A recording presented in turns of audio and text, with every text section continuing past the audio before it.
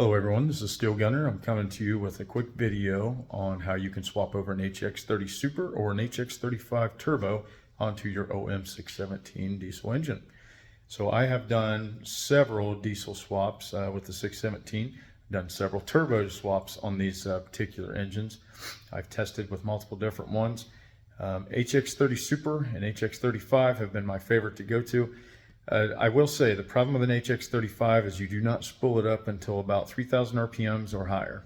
Okay, so that being said, unless you're running a drift vehicle where you're on road only and you're running at really high RPMs, I do not recommend hx35. It's a lot of power, but you're not getting that until after 3,000 RPMs. On a 617 that has a factory 5,000 RPM redline, only gives you a couple thousand RPM to mess with, okay? And you don't really want to have your engine tacked out literally at all times. So that being said, hx30 is definitely the best way to go. Now, and hx30 Super. The hx30 Super has a much larger housing, much larger outlet, and a 4-inch inlet. Now, anytime you use an hx30 Super Turbo or an hx35 on your om617 diesel engine, you do need to get some space between your turbo and your exhaust manifold. How you achieve this, you take your 1-inch studs and you have to heat them up and remove them. It sucks. I've done it many times and there's no really good way to do it. So basically what I do every time, this is the only efficient way I've been able to do it, is I heat them up cherry red with an oxyacetylene torch, and I use a pair of vice grips and I work them out. Little by little, I keep heating them up, keep working them out. If you use a hammer, you will break your manifold. I've tried everything under the sun. I've broke many manifolds in the past. This has been the only way I've been able to extract 1-inch bolts without cracking them, okay? So you will need to get a M10 by 1.5 by 77 millimeter stud. So your factory stud is M10 by 1.5 thread pitch. 77 millimeters is essentially 3 inches. 3 inches converts actually over to exactly 76.2 millimeters. If you go on Amazon, you can get a 77 millimeter length stud in the M10 by 1.5. It's like $6 or something, maybe even less than that, for a 2-pack. Okay, it's really cheap. Get it to you next day if you have Prime. That's the way to go, all right? So I've already extracted my 1-inch studs. I've put my 77 millimeter studs in there. And then you will need 1.5 inches of spacing to get your turbo housing to clear, not only to butt up properly to your intake manifold, but also to clear your EGR exhaust port, all right? So one problem I did run into was you cannot find, or at least I could not find, 1.5 inch spacer for a T3 flange.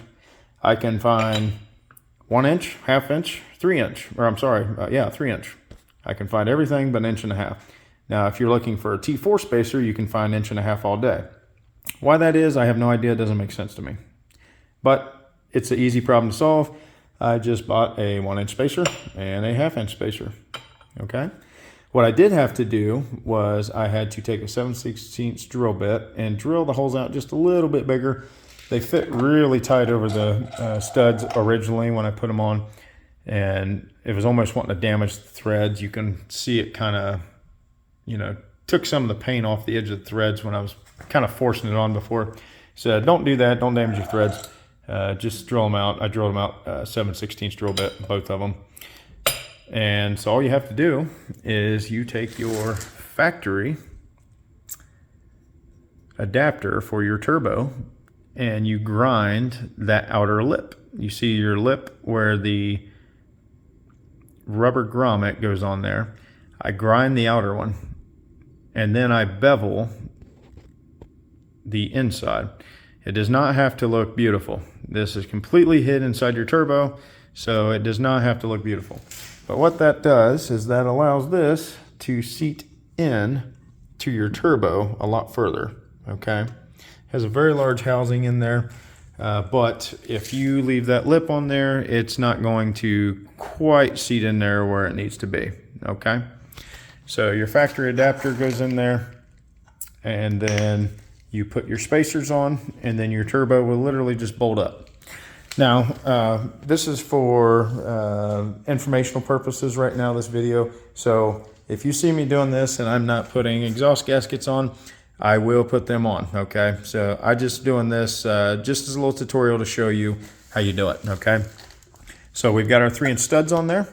I'm gonna go ahead and put my 1/2-inch spacer and my 1-inch spacer. So there's my 1.5 inches of space. I would put my adapter in here. I'm not gonna do it right this second, but I will put my adapter in there when I go to permanently mount it.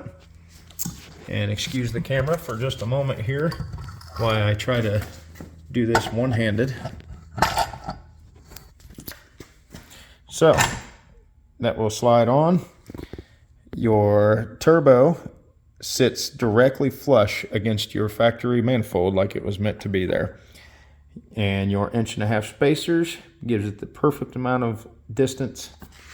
So when you're looking here, there's a good distance between your EGR port on your exhaust, and this bolts up properly to your manifold, or it butts up to it, I'm sorry. Okay, so that's essentially what it looks like. I'm gonna pull the turbo back off because I gotta do a couple other things to it before I actually permanently bolt it on. But they're non-exhaust related, okay? But the turbo is gonna be in the way. Now, your oil feed for the top of your turbo here, your factory om617 turbo oil feed line that bolts to your factory one will actually bolt directly to this. So that part's pretty cool. And on the underneath, your oil feed return, your factory tube will bolt to that as well. However, it's not going to line up with your factory intake tube here for your oil drain, all right? So what you'll have to do is you will have to bend that to get it around there, or you can cut and weld another section of tube on there to make it work. I've done both, and honestly, cutting and welding a piece on there looks a little cleaner, but it's something you don't really even see anyways. Okay, so you can just bend it and get it to, it's kind of a tight fit, but you can make it work. So that's all this, that's it for this video. I just wanted to kind of show you guys how you can mount an hx35 Super or an hx35, either one, to an om617 turbo. Now, technically, if you intercool these engines, it does a lot for them. They're a lot more efficient. Intercoolers are almost a must on these engines. You don't have to do it, but it is most certainly a really good upgrade. Now, I don't usually intercool my engines just simply because this is for simplicity. I make my engines to where they're direct drop in and go, and so I will say without an intercooler, your EGTs are a lot higher. Okay, so just keep that in mind if you're setting one up like this and not intercooling. Now, if you're going to intercool, you do not need 1.5 inches of space. Actually, I believe you can just do a 1-inch spacer in there, and that's plenty to clear your EGR exhaust port, and then your housing is sticking, straight up or down, whatever, however you set it up, and you run your intercooler piping. And in that case, which I have done that, you will want a naturally aspirated intake manifold is what I recommend. It just comes straight up the top, like out towards the back. It's much easier to run your intercooler piping to. So if you're going to intercool, honestly, I'd recommend just get a factory intake manifold for a non-turbo, and it's a lot better for your intercooler. Okay. Otherwise, thanks for watching. If you have any questions, leave me a comment, and feel free to subscribe. I'm going to have a few more videos on this engine as I go through and build some things.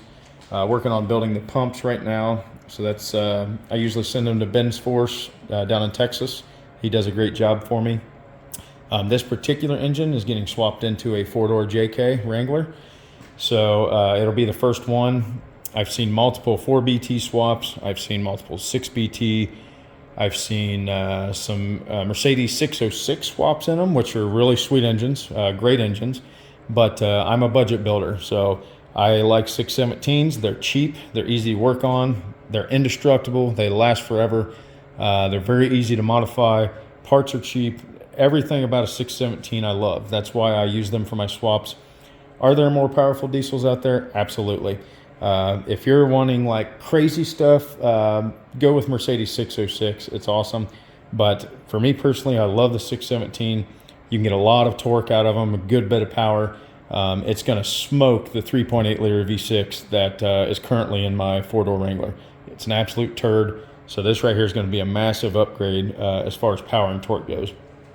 Again, if you have any questions, just let me know.